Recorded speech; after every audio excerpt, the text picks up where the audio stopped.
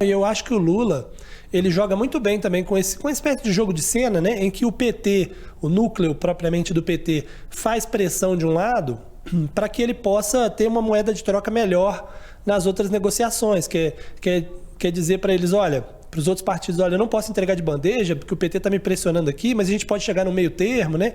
Então, por exemplo, quando a gente vê o PT falando muito de Fernando Haddad para o Ministério da Fazenda, enquanto o mercado lá atrás estava imaginando o Henrique Meirelles, talvez seja também uma maneira de chegar no meio termo, que seria o ideal para o que o Lula pretendia, né?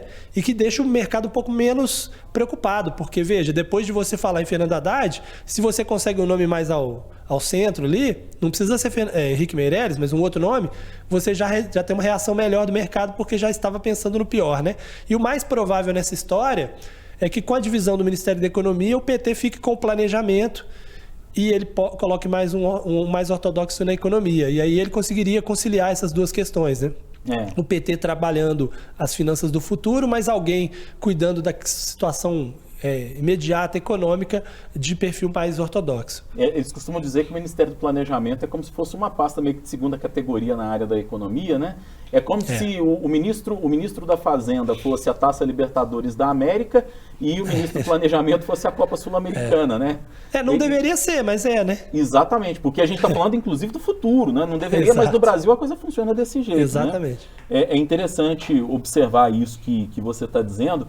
Inclusive, você citou aí o Henrique Meirelles. O Henrique Meirelles deu uma entrevista esses dias em que ele falou, e eu li a entrevista, a gente tenta às vezes captar nas entrelinhas, né? Mas a mim ficou a sensação, quando o repórter perguntou para ele se ele já havia sido convidado para compor a equipe de transição e etc. Do novo governo, ele falou que ainda não havia sido, eu lembro de ter visto essa expressão, ainda não havia sido convidado. E isso pode ser uma sinalização também, porque o Lula fez questão de deixar claro que os nomes que estão integrando a linha de frente dessa transição, com algumas exceções, como por exemplo o vice-presidente eleito Geraldo Alckmin, não necessariamente vão ser ministros. Inclusive, e acho até que é uma tática acertada do ponto de vista de estratégia eleitoral, para não queimar a largada, digamos assim, desses que seriam ministros. Porque, evidentemente, que quem está num governo de transição compra alguns desgastes, sobretudo quando é uma transição de um governo antagônico para outro, que é o caso do governo Bolsonaro, para um terceiro, para um novo governo Lula. Então, faz sentido.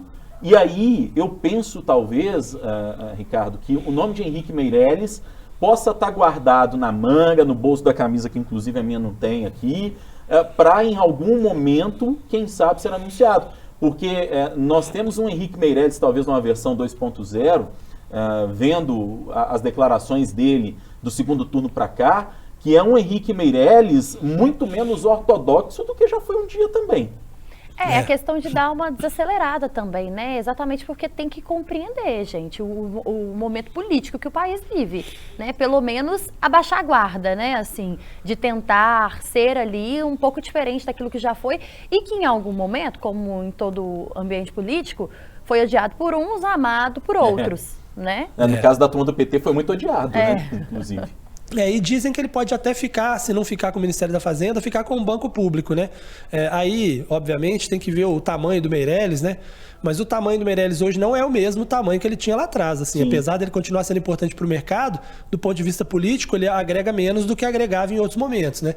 Então pode ser que ele fique com o banco público, né? Aí, para alguém que está nesse momento assim, meio que quase se oferecendo ao governo, né? Às vezes é uma alternativa também para a presença do Henrique Meirelles. Mas você falou bem de que essa coisa de que não necessariamente quem está na transição está com o ministério, até porque tem mais gente na transição do que no ministério, né?